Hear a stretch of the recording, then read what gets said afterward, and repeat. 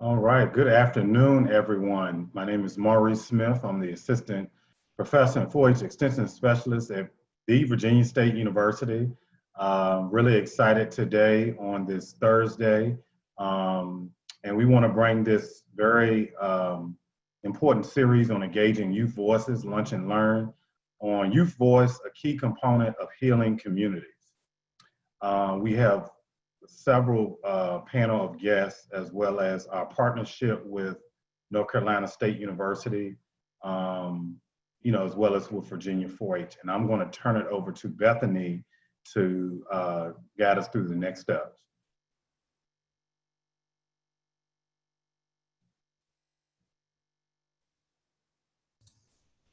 Thank you, Dr. Smith. I'm going to share my screen here and we'll get going. And thank you all for spending your lunch with us today. I am the 4-H agent in Chesterfield County, which is just outside the capital of Richmond, Virginia.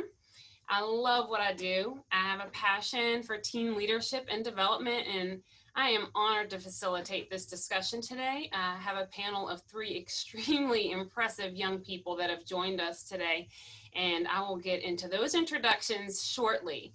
But these pictures just represent a snapshot of some of the wonderful teens that I have been involved with over my career. If you were able to join us in the last session, we had a great and powerful discussion on how to hold these difficult conversations right now around race and racial healing with our teen audiences especially in mind. And it's not easy. It's not easy for us as adults, as parents, as educators. It's definitely not easy for the youth that are grappling with such heavy stuff right now. Today, we just hope to underscore the importance of providing a platform for the young people to elevate these conversations and make room for the brave spaces necessary to hear youth voices. This young lady, I had the pleasure of working with. 4-H is certainly one of those platforms that we think of when we are talking about youth voice. And I mentored this young lady about 6 years ago, and she went on to become the first African-American female president for Virginia 4-H State Cabinet. She used her voice in such a powerful and inspirational way. She really blazed a trail, not only in Chesterfield County 4-H, but the state. And she really expanded what could be possible in a lot of people's minds. And now more than ever, I just feel that we need to make sure as adults that we are listening. And as my role in an educator position, it's important that I provide young people with the skills and the opportunity to use their voice. But it's also equally important that we get out of their way and we just let them lead.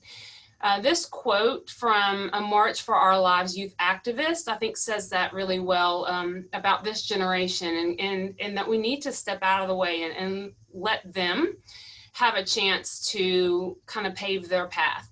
So now, having said all that, it's time for me to make space for youth voice. And I'm going to introduce our panel for today's discussion.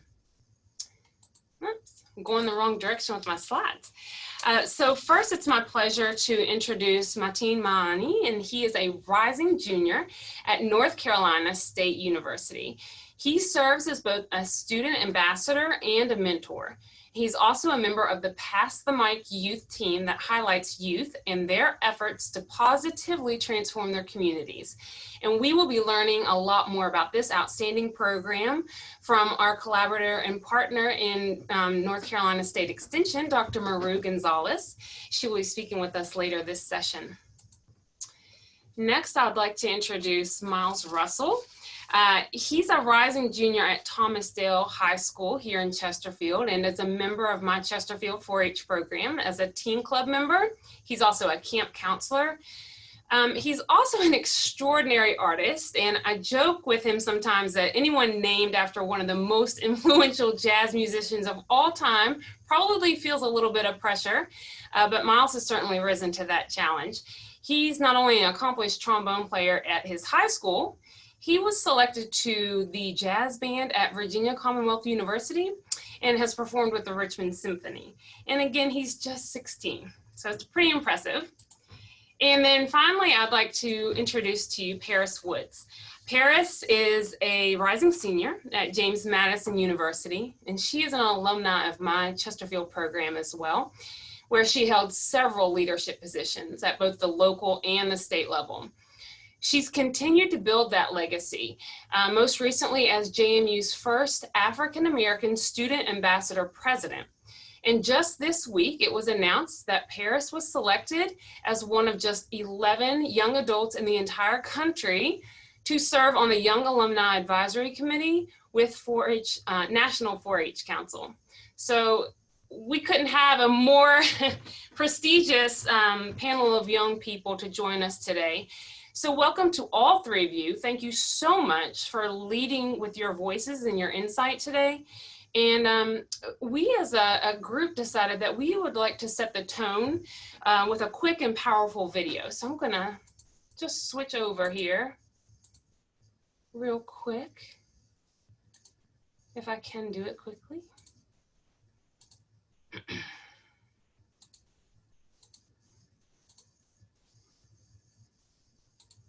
Before we get into it, I just want to say, I brought my parents out tonight. I just want to thank them for being here, for teaching me to focus on comprehension over career, that they make sure I learn what the schools were afraid to teach us, and also to thank my amazing wife for changing my life. Now, this award, this is not for me. This is for the real organizers all over the country, the activists, the civil rights attorneys, the struggling parents, the families, the teachers, the students that are realizing that a system built to divide and impoverish and destroy us cannot stand if we do. All right? It's kind of basic mathematics. The more we learn about who we are and how we got here, the more we will mobilize. Now, this is also in particular for the Black women, in particular, who have spent their lifetimes dedicated to nurturing everyone before themselves. We can and will do better for you. Now, what we've been doing is looking at the data, and we know that police somehow manage to de-escalate, disarm, and not kill white people every day. So what's going to happen is we are going to have equal rights and justice in our own country, or we will restructure their function and ours.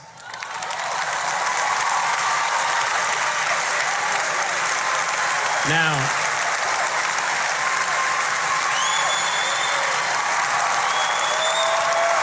I got more, y'all. Yesterday would have been young Tamir Rice's 14th birthday. So I don't want to hear any more about how far we've come when paid public servants can pull a drive-by on a 12-year-old playing alone in a park in broad daylight, killing him on television, and then going home to make a sandwich. Tell Rakia Boyd how it's so much better to live in 2012 than it is to live in 1612 or 1712. Tell that to Eric Garner. Tell that to Sandra Bland. Tell that to Dorian Hunt. Now the thing is, though, all of us in here getting money, that alone isn't going to stop this. All right? Now, dedicating our lives to getting money just to give it right back for someone's brand on our body, when we spent centuries praying with brands on our bodies, and now we pray to get paid for brands on our bodies. There has been no war that we have not fought and died on the front lines of. There has been no job we haven't done. There's no tax they haven't levied against us, and we've paid all of them. But freedom is somehow always conditional here. You're free, they keep telling us. But she would have been alive if she hadn't acted so free. Now, freedom is always coming in the hereafter. But you know what, though? The hereafter is a hustle. We want it now. And let's get a couple things straight. Just a little side note. The burden of the brutalized is not to comfort the bystander. That's not our job. All right, stop with all that. If you have a critique for the resistance, for our resistance, then you better have an established record of critique of our oppression. If you have no interest in equal rights for Black people, then do not make suggestions to those who do. Sit down.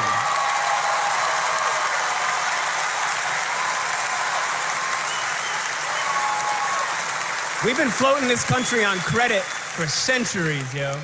And we're done watching and waiting while this invention called whiteness uses and abuses us, burying black people out of sight and out of mind while extracting our culture, our dollars, our entertainment like oil, black gold, ghettoizing and demeaning our creations, then stealing them, gentrifying our genius, and then trying us on like costumes before discarding our bodies like rinds of strange fruit.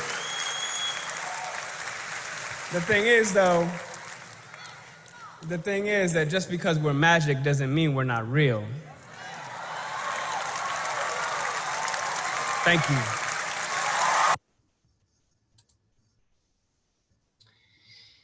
So, it's a very powerful video. It has a lot to say. It's important for us to note here that that wasn't from last week, that wasn't from last month, that was from 2016. So before we unpack some of his statements, just overall from our panel, how does that impact you? How does that resonate with each of you?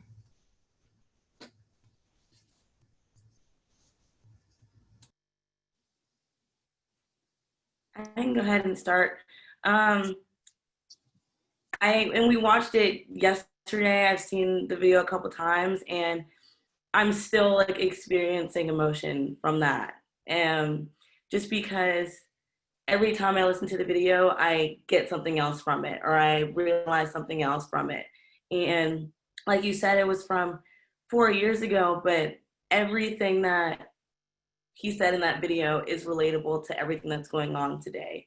And I think that just requires us to really rethink what progress means, to really rethink that we've come a long way. That saying, I think that video just shows that we really need to rethink that, and to really look at what we're doing to really incite progress, and to think about if it's working, which is what I think the movements now we're seeing. We're questioning, our generation is questioning whether or not what has been done in the past is actually working. And so I guess that's my initial reaction, my overarching reaction from that video. My overall reaction from that video was, like Perry said, it was powerful. And I really think that back then in 2012, he wanted to see change. And that change is progressing over time to our generation, like she was talking about. And it's going to happen at some point. And the changes that he was talking about, there were so many different types of racism that he said in that video, and it's so much together that you can't fully process it. And like he said, you have to go back and listen through it maybe a couple of times, but you could tell that the change that he once is talking about in 2012 is finally happening now, and it's amazing to see. Yeah, I think one general thing that struck me when I watched this again, like Paris said, we watched it yesterday, but it's just like this notion of freedom and how there's so much baked into our system and like ingrained in like these assumptions about what freedom really is, or like just the foundations of our society are just pretty rotten. And he's saying, he was like really shedding light on that and helping us see that these are things that we need to reconstruct and like reconceptualize. I really love that. Excellent points. Thank you all.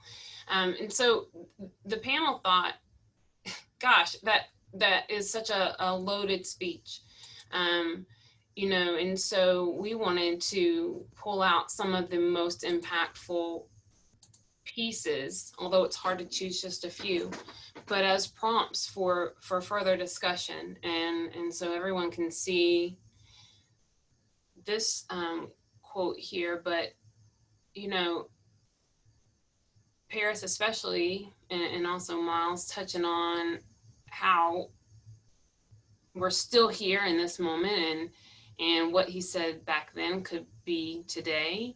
And I can hear Paris, some disappointment maybe from why things haven't worked in the past. So I'd love to hear from young people, from your generation, what are your thoughts, you know, and do you see change? And I hear some glimmers of hope in each of your voices. So I would love to hear your all's stand on that. Yeah, At least from my point of view, I think our generation is really attacking systemic racism at its root. Like, we're really starting to look at, like, it's not just one police officer, it's not just one branch of government, it's all of it. And I think something that I've been struggling with a lot throughout these past couple weeks is figuring out how to explain how interconnected this systemic racism is in our society. Like, it truly is rooted in every single form that you could probably think of. And when I look at this quote, "A system built to divide and impoverish and destroy us cannot stand if we stand against it." Like, I think from our generation, I think we're really trying to begin to understand and look at the history, not from a colonized perspective, not from a white European perspective, but from the facts of history. And when you look at it through the lens of Black people, when you look at it through a lens of Indigenous people, you see that the things we were taught in school about, you know, Christopher Columbus, it's not actually a good thing what they did. It's not actually a good thing. And I think our generation is beginning to challenge that notion that, you know, these Confederate heroes and, you know, these settlers aren't actually good people, and we really need to start to readjust who we're celebrating in history.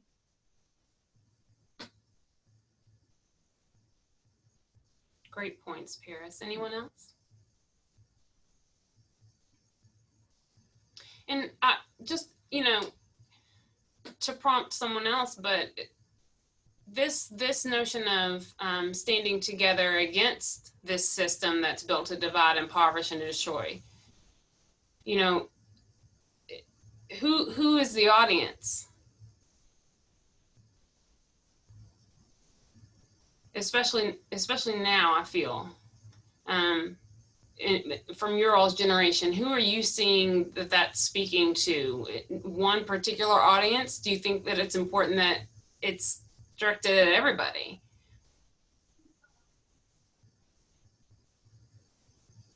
I think, like, it's good if everyone understands this, but I think it's even more important to understand that there are specific people who have been historically marginalized. And I think, you know, Jesse Williams being a person of color is probably really specifically talking to the Black community in this. And, like, I don't know, it just makes you think about kind of, Paris touched on this a little bit, but like how there's like this root cause of prejudice, and that's like ignorance, and how our generation is like really working hard right now to help educate people.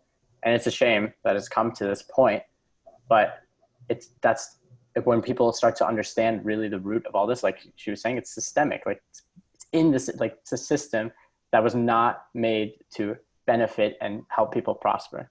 So how can we help educate them about this?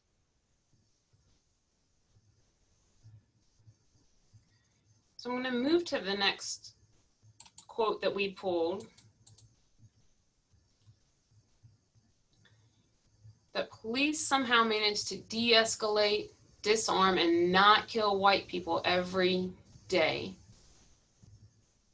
And what we're seeing all the time is the opposite when it comes to the Black community. Miles, I would love your perspective,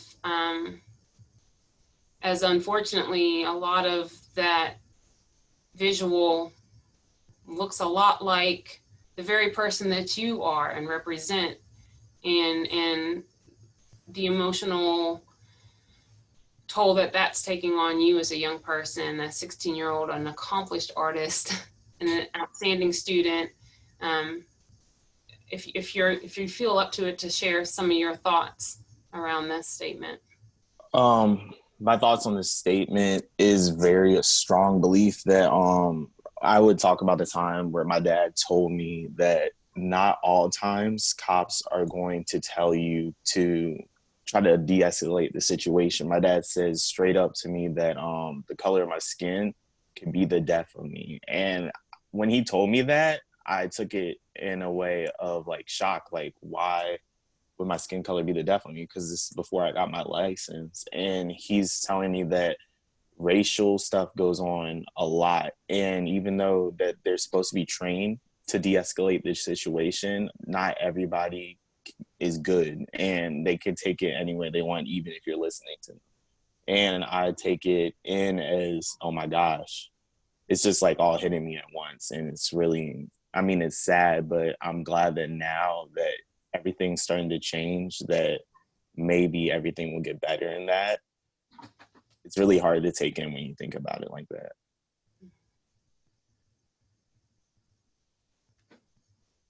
Anyone else comments on that?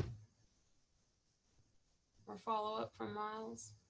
Yeah, I would agree. I would say, like, I, as a Black woman, haven't had that talk, because the things that a Black man has to deal with when it comes to the police sometimes aren't things the Black woman necessarily experiences.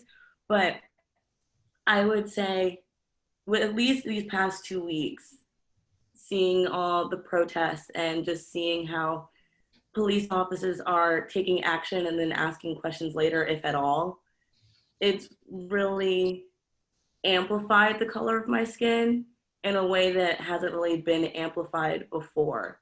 I remember when curfew started to kind of roll out throughout the country, one of my white friends was like, hey, like, do you want to go grab ice cream? And I was like, in the grand scheme of things, I probably would be fine. But in the off chance that I'm in the car by myself at night, regardless if there's a curfew, like, you just don't know the way that's gonna go. And like, you just look at some of the videos that are online, and Black people are just in their cars and police officers are tear gassing and shooting rubber bullets at them.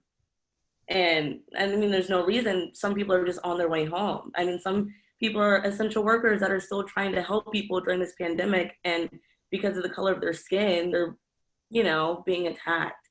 And I think now the media and like videos is just showing how this statement right here, just how much it disproportionately affects Black people and people of color. Because if, you know, if it was a white person, would that happen?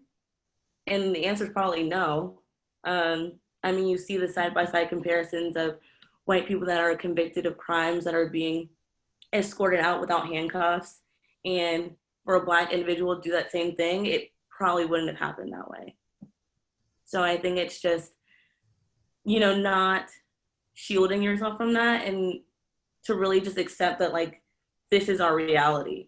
I mean, that you can't sugarcoat it. Like, you can't say, oh, and it kind of goes back to what Jesse was saying about, you know, he was acting so free and saying that, like, oh, if, you know, she just wasn't doing this, and the situation would have been differently. I honestly, like, I really dislike that statement, because it's saying freedom's conditional. And in this case, freedom's conditional on your skin color.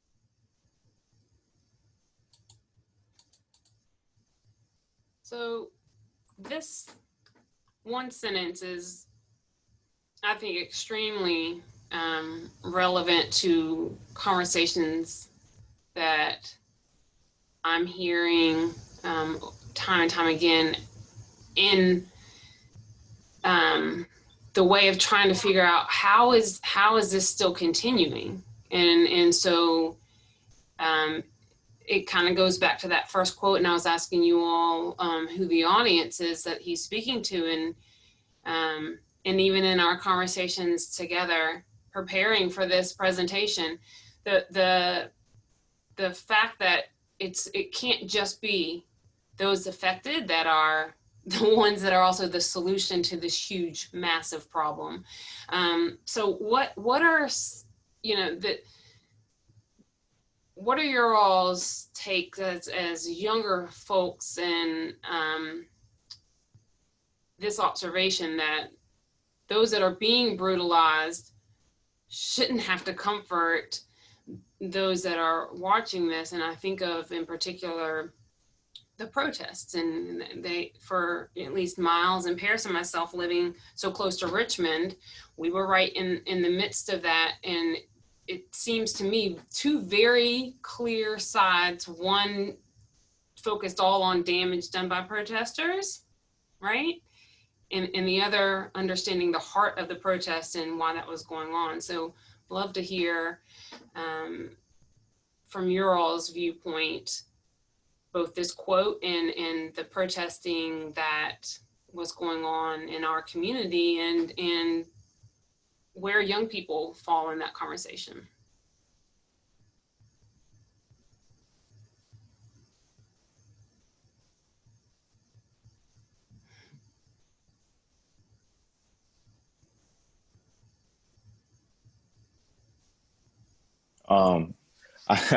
I guess I'll talk about this. The burden of the brutalized. I feel like it's not our responsibility to comfort somebody that hasn't really experienced it firsthand, though you can have two different opinions about that, because if you're just bystanding and watching it happen, it's different than actually participating in like a protest. Like, because in my opinion, a protest and a riot, two different things. One has a meaning of taking your anger out. The other has a meaning of getting a message across. And like I'd say it is that you can do multiple things to get the message across, but it's just not a responsibility if you don't want to actually come forth and try to learn about how we're feeling about this. And there's multiple ways to do that. Like if you're here right now in this Zoom call, you're getting your message out that you're trying to learn and trying to understand what's happening. And that's always the first start to learn. So good job to that.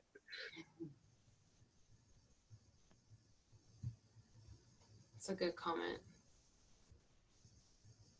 So rather than, we had one more quote that we were going to share, but for the sake of time, I want to kind of go back to you all as young people, you all as extremely engaged in your communities already. Where do you go from here as far as using your youth voice? How are you using the platform that you have, whether it's on campus, whether it's as an artist, a 4-H'er, whatever that platform looks like? How are you using that? How are you challenging others, your peers, and then also the generation below you, some of the younger people, whether they're siblings or people that look up to you through the platform that you have? I would love to hear how you're engaging them, and that, I think that us hearing that from you all might help us as adults and educators and parents to also hopefully positively influence the young people that are in our lives.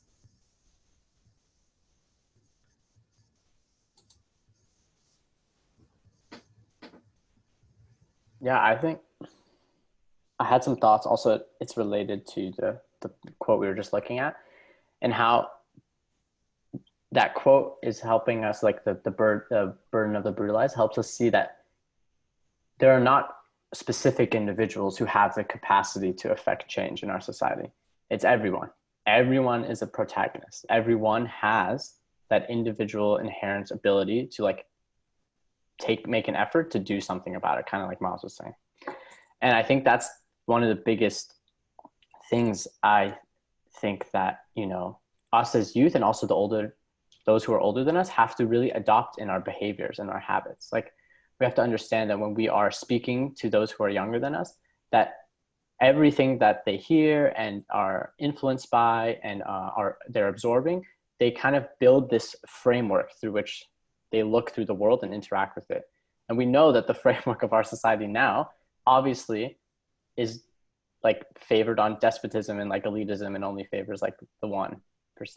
So how can we really make sure that when we speak to our children and our peers, like that we're helping them understand certain qualities of the mind and heart that just like make us steer away from prejudice and instead build a foundation on which we can then construct a society that's ever advancing, and is recognizing the unique characteristics of every person, regardless of their race, of their gender, you know. Yeah, it's great. To build on that, like he was talking about multiple ways to get out there, like because I've done music and trombone, and I've been down to Richmond, and the environment there for the past couple of days before were really nice, and stuff happens, but I've used my music to get across to a lower audience that you can make a difference with what talent you have. And I think for me, I'm coping with this through my music, and I feel like the more music I can make and get out there to people is the more impact I can have. So that's what I'm trying to do. Thank you, Mike. I would agree with both they're saying. I think our generation is very much tackling this issue that's been happening for decades, hundreds of years, but I think we're tackling it as a humanity thing. And it's not to say that our generation is colorblind. I think our generation just is willing to appreciate culture and is willing to appreciate differences in a way that maybe previous generations haven't thought of or haven't done in the past. And I guess for me personally, Bethany, to kind of answer your question, I think, so I have just kind of tackled this by, like you said, I'm the first African-American student master president, and like serving on 4-H cabinet and, you know, all those things. I think as a Black woman, to show other Black girls that it's possible, I think is so important. And I mean, even for me, it's hard to balance, because in one respect, I'm like, oh, like, I want to be able to use my voice, but then it's like, I don't want to face burnout and be that token Black girl that feels like she has to do everything.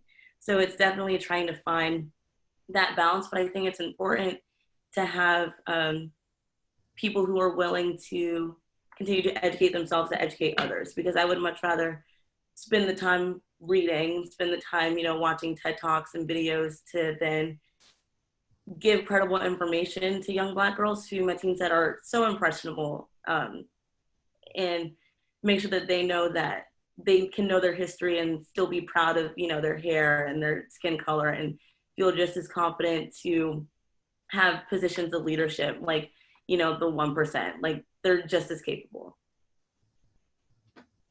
Yes, they are. Excellent. For the sake of time, I'm going to stop here, because I feel like we're going to have lots of questions at the end for you all to field. And I'm going to transition over to Dr. Maru Gonzalez, and she is at North Carolina State University. She is an extension specialist, and she is a team member of PassThe Youth with Martine. And I am going to mute my mic and turn it over to her. All right. Thank you so much for the introduction. That's really a hard act to follow. I almost wish you would have put me at the beginning.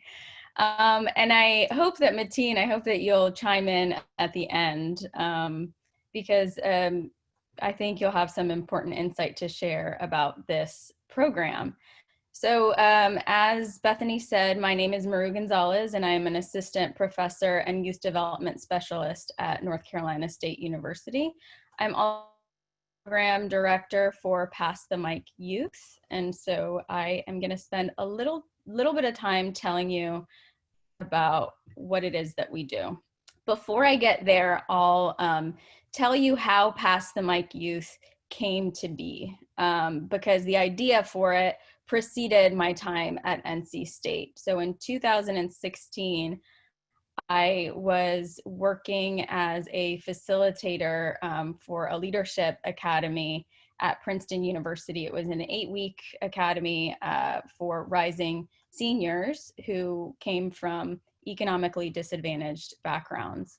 And it was actually the summer in 2016 with a string of shootings, Philando Castile, Alton Sterling. It was also the summer that the Pulse nightclub shooting happened as well. And so as a facilitator working with these young people, many of whom were Black and brown students, there was a lot of pain in that room, and there was a lot of there was also a feeling of wanting to do something and wanting to take action. And so we collaborated on a piece for the Huffington Post called "When It Comes to Social Justice, Adults Need to #PassThe mic." And it was essentially the young people with whom I was working with telling adults what it is that they needed us to know when it came to working on issues of social justice with young people.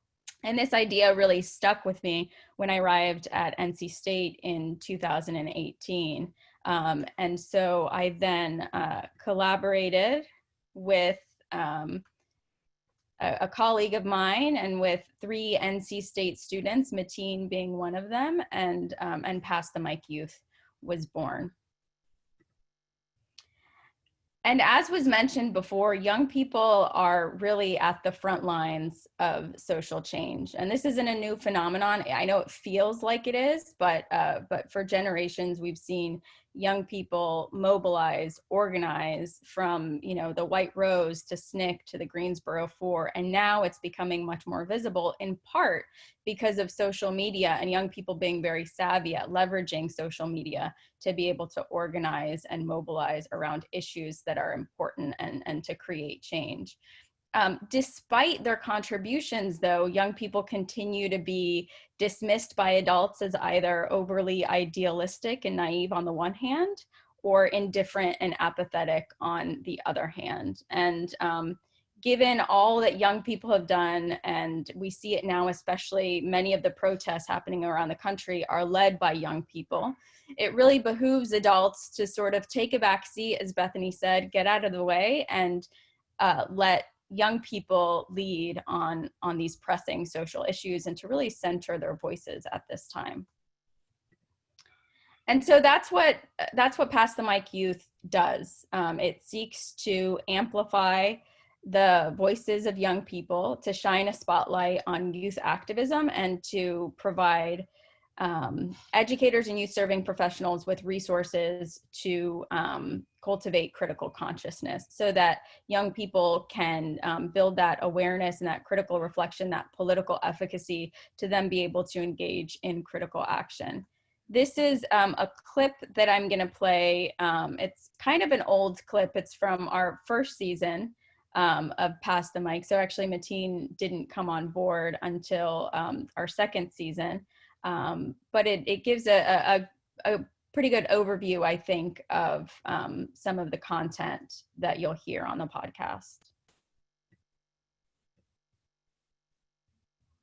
I don't think we can underestimate or undervalue the power of activism and the role that it played in manifesting those beneficial societal changes.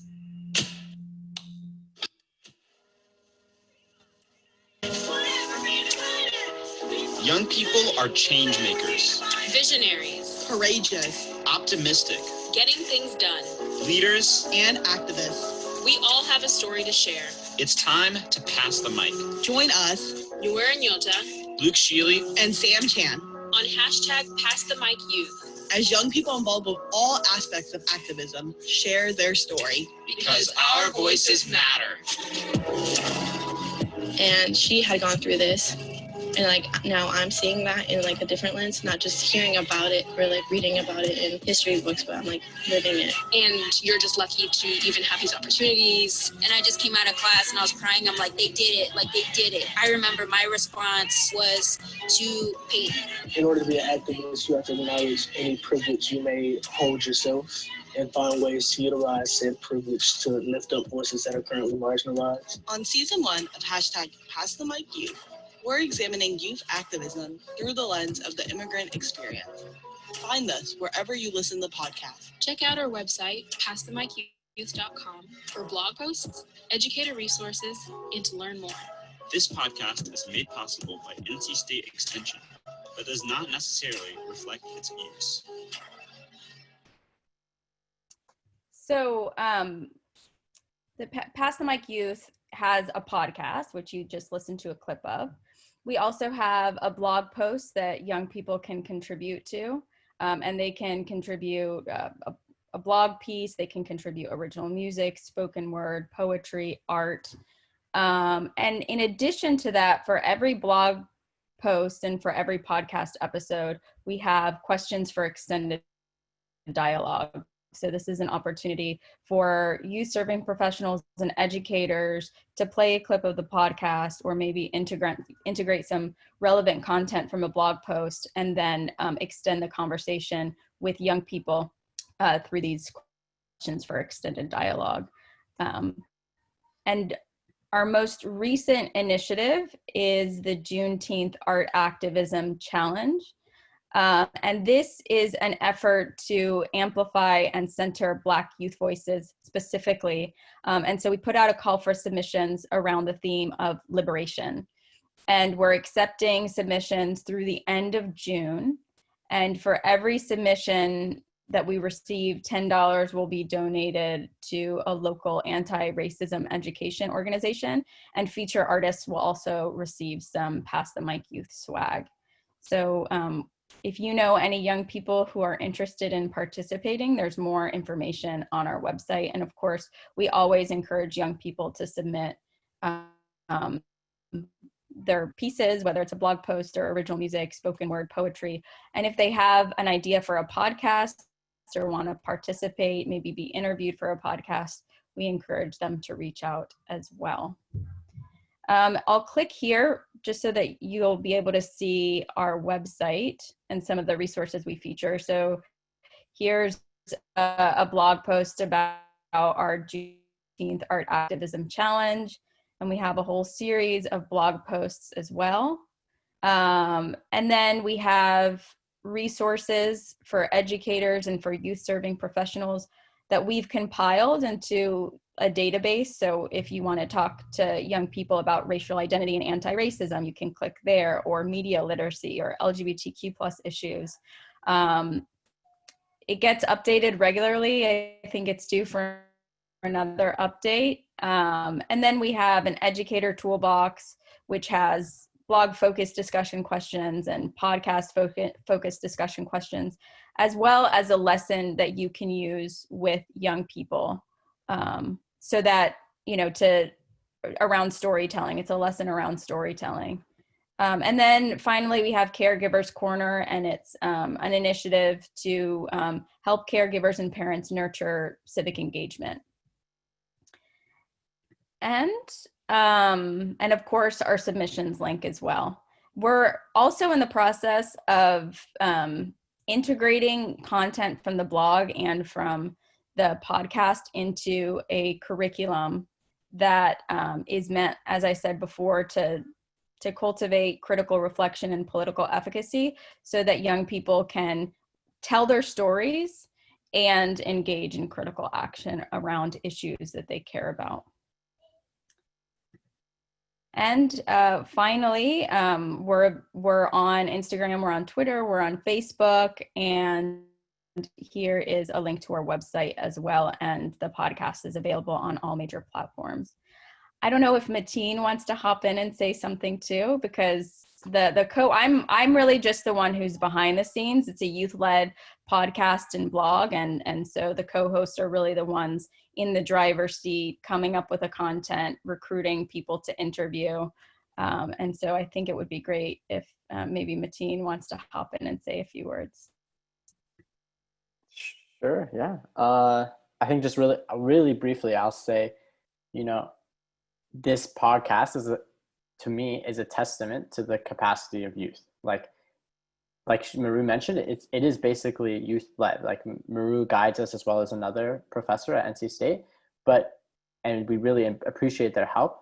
But also there's a lot of effort that's being made by the three of us to really push this forward. And I think more specifically like the other two, because they've been there longer. But I just think that for everyone, this is such a great example of how youth can do anything to affect change, and they really can use any platform to express their story and how they're feeling. And I really urge you, if you're a youth listening, or if you're an adult who knows youth, to try to carry forward this idea and try to do it in your own community.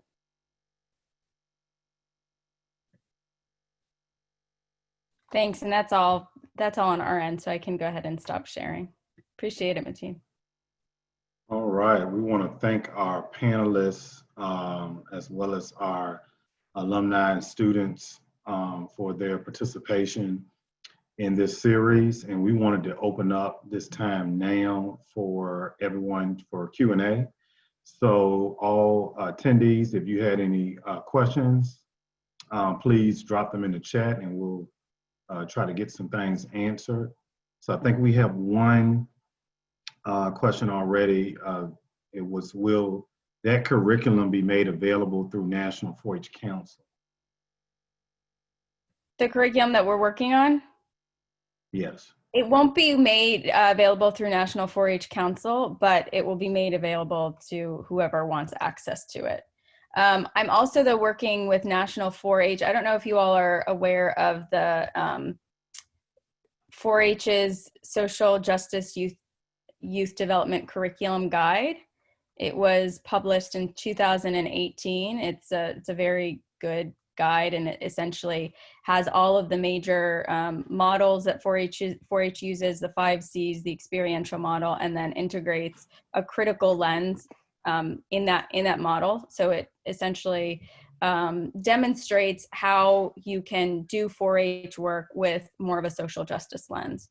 So as a follow-up to that guide, I'm working with folks at National 4-H to develop a curriculum that sort of follows that framework of social justice youth development. And it's actually quite similar to the curriculum I'm working on with PassThe Youth. The difference is that we're really leaning on content from the blog and the podcasts. The curriculum that I'm working on with National 4-H will be made available soon. We're already finishing up the final draft for that. And so I encourage you all to check that out as well. Awesome. Next question. As a baby boomer, we looked to a leader. Is a leader needed today? How do you unify?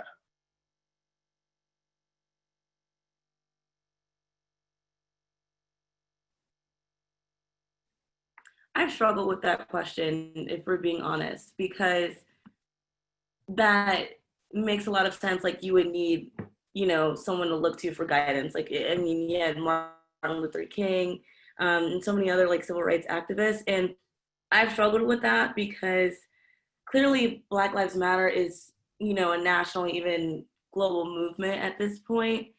But it is hard because to me, it's like, okay, now we have all this support. Now, who do we look to go with that?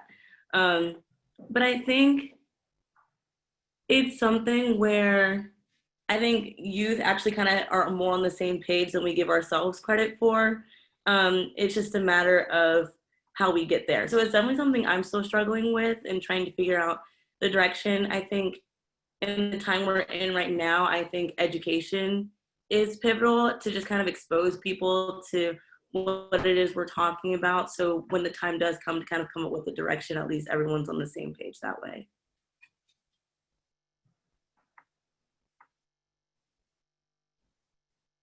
Do we have any more questions from our attendees? I saw not a question, but a request specifically for Paris and Miles, which is that someone else has thought to start a youth social justice book club, and they would like recommendations. And so I will text you all her email. She would love some recommendations for her to share with teens and young adults for that book club, which is a great idea, especially right now we can't get together. A lot of responses on that. There's a lot of interest.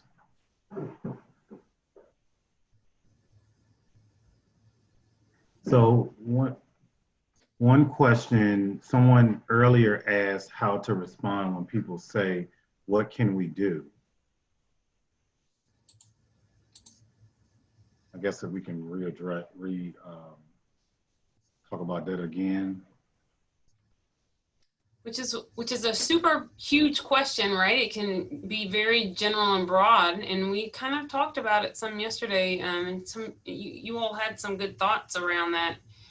And I think we landed on, there isn't a wrong way to respond other than to not respond at all, right? The silence. And Paris, you talked about the loneliness of silence, even from friends and things like that. And so how would you all answer that? Because if we don't have a response to that, people will decide, I won't do anything. So how would you all respond to that? It's a great question. It's a scary question. Like I said before and earlier when I was talking, what can we do? Well, first, you're already here and you're here in the moment that we're with us trying to get across how we're feeling about the topic. You're already doing something, and that's a great step. The second thing I would say is look it up. If you want to get more interested in seeing what our culture is about and what's going on in the world, look into it. Look to past people, idols, Martin Luther King, especially look at his speech. He'll tell you a lot of stuff in there. And just reach out, especially reach out to your people of color that you think might be affected by this. Just checking base with them and seeing if they're okay and asking, how are you feeling about everything that's going on right now? That would mean a lot to a person, and it would make them feel acknowledged and know that you actually care about what's going on.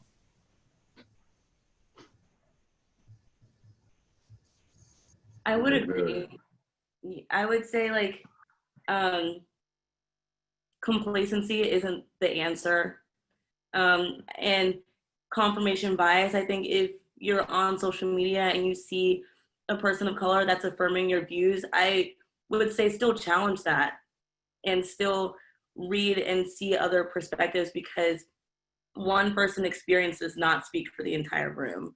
And so you have to be able and willing to read things and listen to things that may not automatically agree with you, because something that we say at JMU all the time and just in life is like nothing good ever comes from being inside of your comfort zone.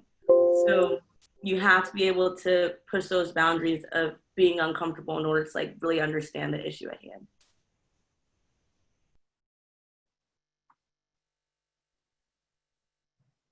Awesome. Do we have any more questions from our attendees?